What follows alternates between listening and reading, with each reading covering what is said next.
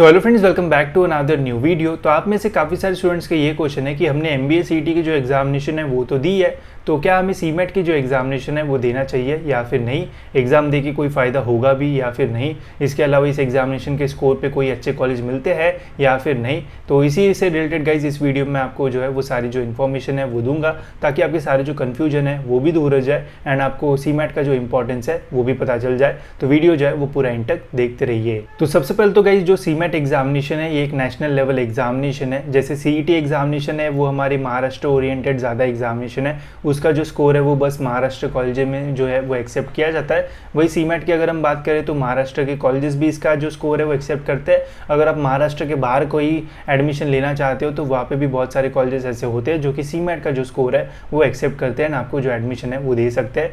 इसके अलावा अगर आपको MBA MMS के अलावा PGDM कोर्सेज में एडमिशन चाहिए तो वहाँ पे भी गाइस CMAT का जो स्कोर है वो बहुत ज़्यादा इंपॉर्टेंट है। बहुत सारे अच्छे अच्छे कॉलेजेस CMAT के स्कोर के बेसिस पे PGDM में जो एडमिशन है वो लेते हैं, ठीक है। तो CMAT का जो स्कोर है वो इंपॉर्टेंट तो है एंड इसके स्कोर के बेसिस पे आपको अच्छे अच्छे जो कॉलेजेस है वो भी मिल सकते हैं, ठीक है। अब गाइज मैं आपको एक जो रियलिटी है वो बताता हूँ जिससे आपको समझ में आएगा कि आप कहाँ पे हो एंड आपकी सिचुएशन जो है वो क्या है।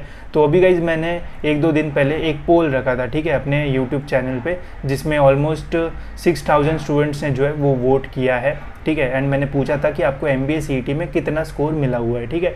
तो 11% लोगों ने मार्क किया है 150+, 9% लोगों ने मार्क किया है 120 to 150, 13% लोगों ने मार्क किया है 100 to 120, फिर 13% और लोग हैं जिन्होंने मार्क किया है 90 to 100 की रेंज में, एंड 53% लोग ऐसे हैं जिन्हें मिले हैं बिलो 90 मार्क्स, ठीक है। तो मैक्सिमम स्टूडेंट्स को मिलेगा इस 90 मार्क्स, ठीक है। अब देखो, जिनको अच्छे मार्क्स मिले, जिन्हें 150 मार्क्स मिले, वो ज़्यादा खुश नहीं होंगे, वो अभी भी ये सोच रहे होंगे कि मुझे JB IMS सिडनम ये कॉलेज जो है वो मिल सकता है या फिर नहीं, या फिर 2-3 मार्क्स से जो कॉलेज है वो जाएगा। तो इन स्टूडेंट ने तो अब तक जो CMAT का फॉर्म है वो भर भी दिया होगा एंड इनका जो प्रिपरेशन है वो स्टार्ट भी हो गया होगा, ठीक है, अच्छे मार्क्स मिलने के बावजूद, ठीक है। ये जो 120-150 वाले, इन्होंने भी ऑलमोस्ट CMAT का फॉर्म वगैरह जो है वो भर दिया होगा, या फिर कैट में भी जो एग्जामिनेशन वगैरह वो दी होगी, ठीक है। अब बट ये रेंज वाले जो स्टूडेंट है, इसमें भी कुछ स्टूडेंट ने दे दिया होगा, ठीक है, इन्हें भी एक डिसेंट सा कॉलेज मिल सकता है स्कोर पे। बट ये 90 to 100 एंड बिलो 90 वाले रेंज वाले जो स्टूडेंट है, ये पता है अभी क्या सोच रहे होंगे, ये सोच रहे होंगे यार कोई मुझे 90 मार्क्स पे कितना परसेंटाइल मिल सकता है, 90 मार्क्स पे मुझे 94 परसेंटाइल तो नहीं मिलेगा, 90 मार्क्स पे मुझे 99 परसेंटाइल तो नहीं मिलेगा, क्या मुझे टॉप 10 कॉलेज मिल सकता है, क्या मुझे टॉप 16 में मिल सकता है, ऐसा वैसा ये वो सारी चीज़ें जो है वो ये सोच रहे होंगे, ठीक है। एंड जब गाइज आपका रिजल्ट लगेगा तब आपको रियलिटी हिट करेगी एंड तब आपको पता चलेगा यार मेरे को तो टॉप 10 में भी कोई कॉलेज जो है वो नहीं मिल रहा है, टॉप 15 में भी नहीं मिल रहा है, टॉप 20 में भी नहीं मिल रहा है, ठीक है।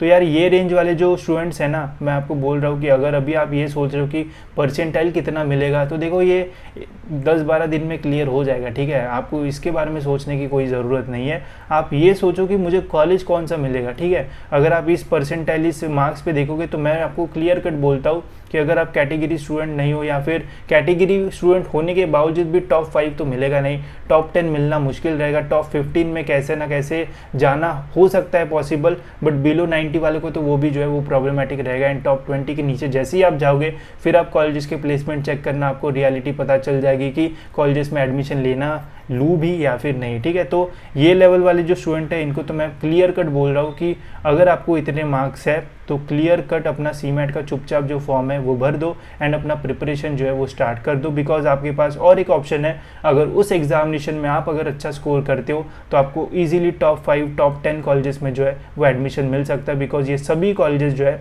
वो CMAT का स्कोर जो है वो एक्सेप्ट करते हैं। तो ये वाले रेंज वाले स्टूडेंट को तो मैं बोलता हूँ कि ये फॉर्म भरो एंड अपना जो प्रिपरेशन है वो स्टार्ट कर दो, यही आपको जो है वो बचा सकता है, नहीं तो फिर आपको अच्छे कॉलेजेस मिलना बहुत मुश्किल हो जाएगा। एंड फिर काउंसलिंग के टाइम मत बोलना कि 70 परसेंटाइल पे कौन सा अच्छा कॉलेज मिले, ठीक है। तो थोड़ा ध्यान रखो। एंड ये वाले जो स्टूडेंट है ये पहले से ही समझदार होंगे, इन्होंने अपना प्लान पहले से ही कर दिया होगा। इस रेंज वाले स्टूडेंट को पहले ही अच्छा कॉलेज मिल जाएगा भाई, ठीक है। तब भी वो सोचेगा कि यार मुझे जो टॉप 3rd रैंक वाला कॉलेज है वो नहीं चाहिए, मुझे टॉप 1 कॉलेज चाहिए, तो वो CMAT के लिए ज़रूर प्रिपेयर कर रहा होगा। तो मैं बोलूँगा कि जितने भी स्टूडेंट है जो जिनके लिए पॉसिबल है फॉर्म भरना, ठीक है, वो सभी स्टूडेंट जो है वो CMAT का फॉर्म भरो एंड ट्राई करो कि उस एग्जामिनेशन में अच्छा स्कोर करो। अगर वहाँ पे गलती से आपको अच्छा स्कोर मिलता है तो आपको एक बहुत अच्छा जो कॉलेज है वो मिल जाएगा, ठीक है।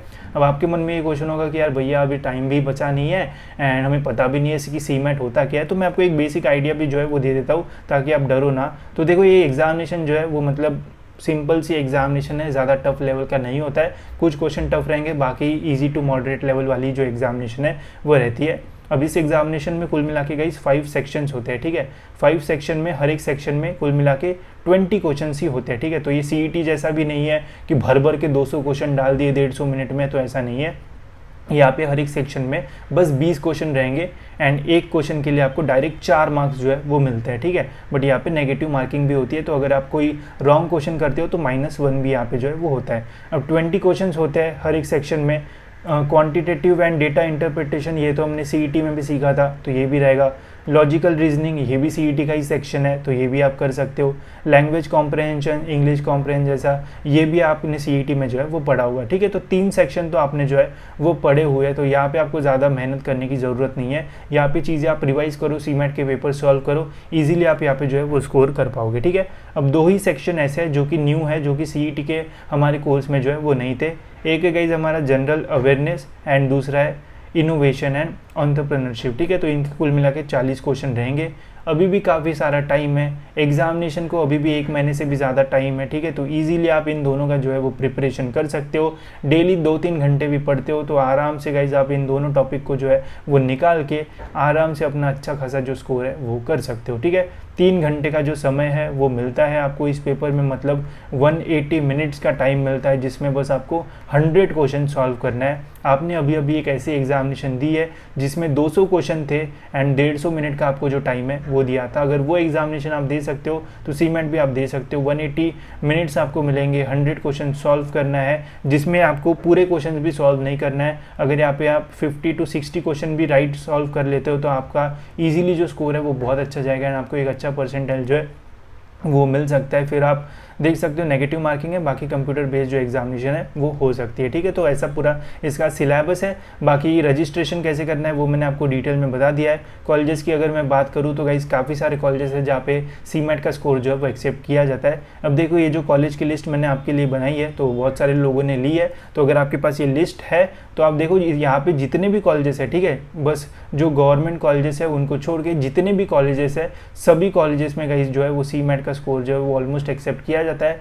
सभी कॉलेजेस में ऑल इंडिया वाला जो कोटा है वो रहता है, जिसमें 20% ऑफ जो सीट्स है वो सीमेट, कैट इन सभी एग्जामिनेशन से जो है वो फिल की जाती है। तो सीमेट के स्कोर पे आप महाराष्ट्र के ऑलमोस्ट सभी कॉलेजेस में जो है वो एडमिशन ले पाओगे, ठीक है। तो ये फ़ायदा है इस एग्जामिनेशन का। लिस्ट नहीं होगी तो लिंक डिस्क्रिप्शन में मिल जाएगी, वहाँ से ले लेना। बाकी अगर आपको कम परसेंटाइल है तो एग्जामिनेशन तो देना ही है, कोई ऑप्शन ही नहीं है। अगर आपको अच्छे परसेंटाइल है तब भी इस एग्जामिनेशन के लिए ट्राई करो, बिकॉज अभी सपोज अगर आपको टॉप 3 मतलब सिडनम या फिर वेलिंगकर मिल रहा है एंड आप चाहते हो कि मुझे JBIMS में एडमिशन चाहिए तो इस एग्जामिनेशन के लिए भी ट्राई कर दो। अगर यहाँ पे आपको 99.9 समथिंग परसेंटाइल मिलता है तो JBIMS इसके स्कोर के बेसिस पे भी आपको जो है वो मिल सकता है, ठीक है। बाकी समझदार को इशारा ही काफ़ी है। अगर आपको अभी भी नहीं समझा कि वो एग्जामिनेशन देना चाहिए तो फिर दो ही मत, कोई फ़ायदा नहीं है, ठीक है। तो होप सो गाइस आपको चीज़ें समझ में आ गई होगी। कुछ भी क्वेश्चन होगा तो कमेंट सेक्शन में मुझे पूछ सकते हो।